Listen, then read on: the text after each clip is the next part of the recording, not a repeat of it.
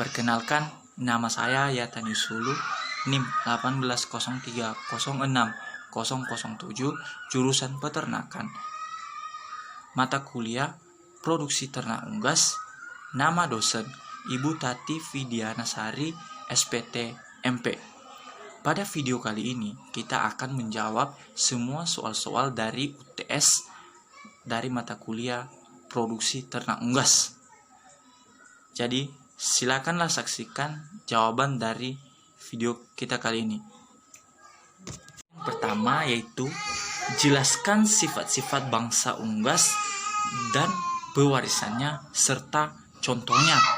Jawabannya yaitu sifat pada kepala, tipe jengker, warna bulu, mata, dan cuping telinga. Tata warna bulu dan tipe bulu, sen dan tail dan feet, warna kulit, bentuk tubuh, leher dan kom, left hand abnormalitan, produksi dan karakter telur, Brondi lemegeram, pewarisan tipe jengker yaitu single com, roscom, piancom, dan tata warna bulu yang dimulai dari putih, hitam ini disebabkan oleh gen C dan gen E, coklat atau merah yang disebabkan oleh multile allel, lurik yang disebabkan oleh gen B bersifat syndicate dan incomplete dominan. Sekarang kita masuk pada nomor 2. Soal nomor 2 yaitu gambarkan pada kertas A4 sistem reproduksi ayam betina dan jantan, sistem pencernaan serta sistem ekskresi pada ayam. Kemudian jelaskan nama organ yang ada di dalam gambar dan beserta fungsinya. Jawabannya yaitu kita mulai pada reproduksi ayam betina. Jawaban nomor 2 kita bentuk gambar. Ini dia gambarnya. Nah, pada gambar kali ini kita gambar organ reproduksi betina ini terdapat beberapa bagian yaitu seperti stigma, ostium, infundibulum, albumen atau secreting region, uterus, kloaka, dan vagina. Fungsi dari stigma adalah untuk menangkap ovum yang masak. Sedangkan fungsi dari ostium adalah ovarium pada ayam betina tergantung dari informasi endokrin yang disampaikan ke ovarium dari hipothalamus dan kelenjar pituitari dan juga diantara jaringan-jaringan dari ovariumnya. Sedangkan fungsi dari infundibulum adalah menangkap ovum atau yolk dan tempat terjadinya fertilisasi. Sedangkan fungsi dari uterus adalah menerima pembuahan ovum yang tertanam ke dalam endometrium dan berasal dari makanan dari pembuluh darah yang berkembang secara khusus.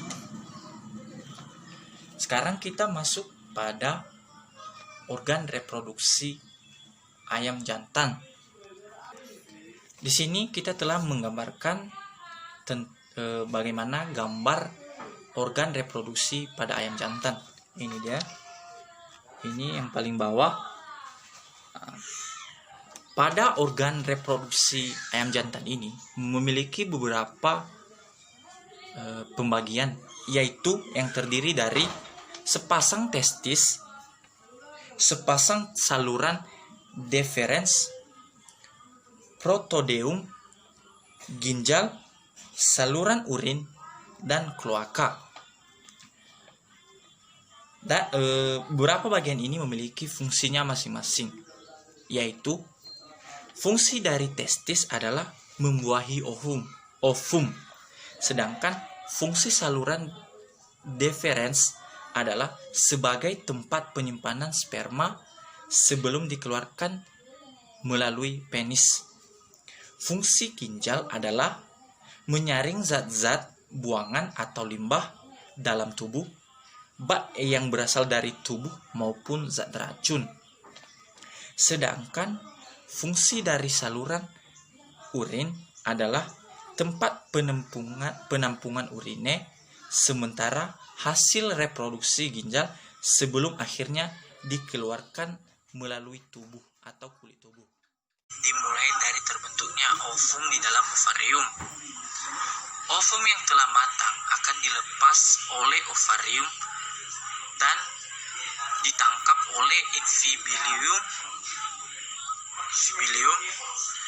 Kemudian kuning telur akan berada di bagian ini selama 15 sampai 30 menit tanpa adanya penambahan unsur lain. Selanjutnya, kuning telur ini masuk ke bagian magnum. Sini dia, bagian magnum.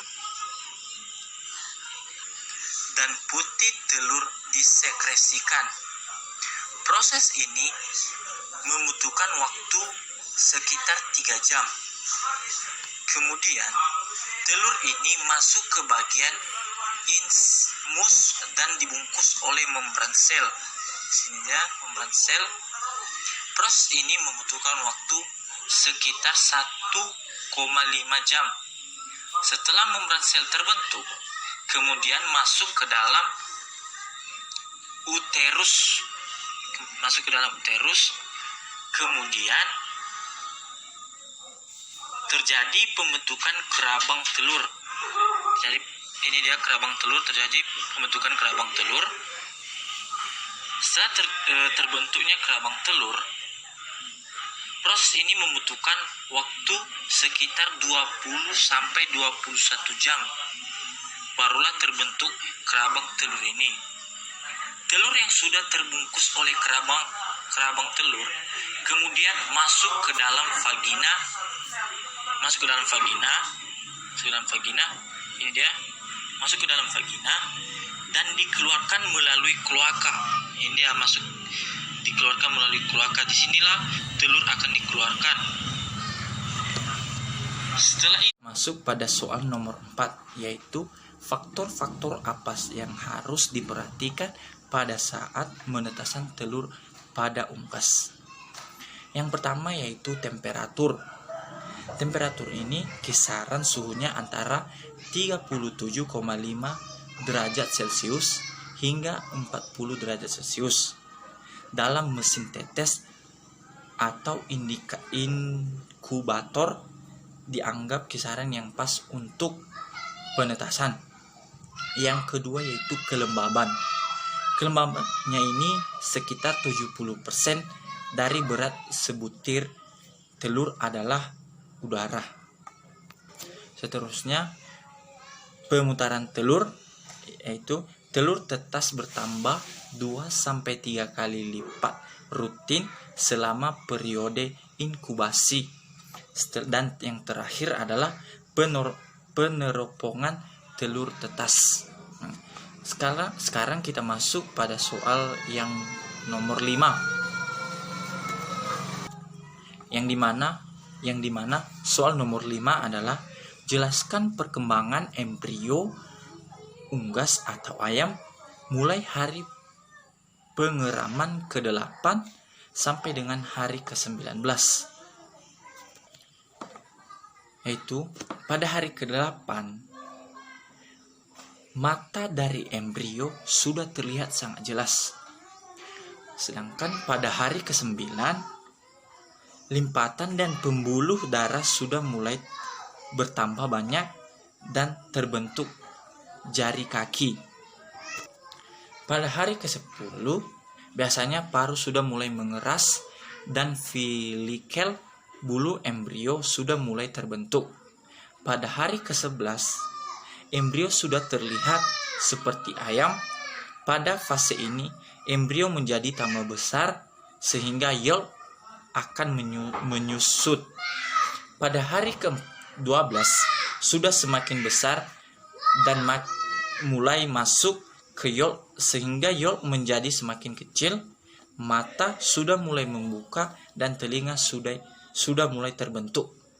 Pada hari ke-13, sisi dan cakar embrio sudah mulai terlihat sangat jelas. Pada hari ke-14, punggung embrio sudah terlihat melengkung atau meringkuk dan bulu hampir menutupi seluruh tubuhnya. Pada hari ke-15, kepala embrio sudah mengarah ke bagian tumpul, bagian telur. Pada hari ke-16, embrio sudah mengambil posisi yang baik di dalam kerabang. Sisik, cakar, dan paru sudah semakin mengeras. Sedangkan pada hari ke-17, paru embrio sudah membalik ke atas.